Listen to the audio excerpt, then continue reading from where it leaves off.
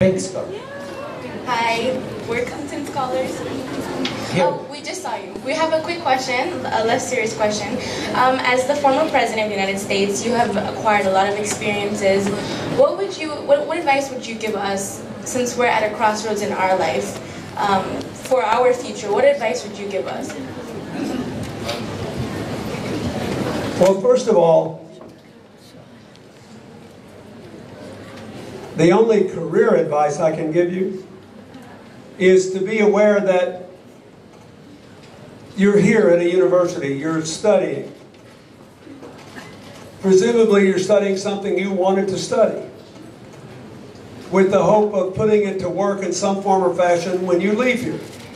You have to understand that you are, just by doing that, you are in a relatively small minority of all the people who have ever lived. Since the first people rose up on the East African savanna between 150 and 200,000 years ago. That is, most people who have ever lived had no choice in what they did for a living. Most people who have ever lived, they did all of their learning based on their personal experience with the people and those things immediately surrounding them. So you have a choice. I think my only advice to you is there is no right answer. You should do what makes you happy if you can. And most people are happiest doing what they are best at.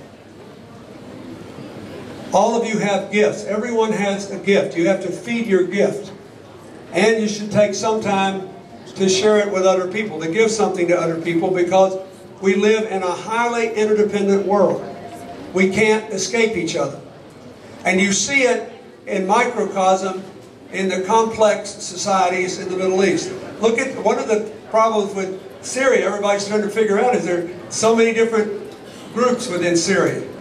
Lebanon has constructed an amazingly complex, but I think fundamentally fair way of trying to give everybody a part of a shared future.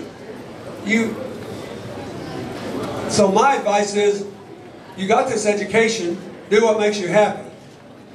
And do something for somebody else, and you'll probably be happiest doing what you're best at. Most people are. Yes, ma'am.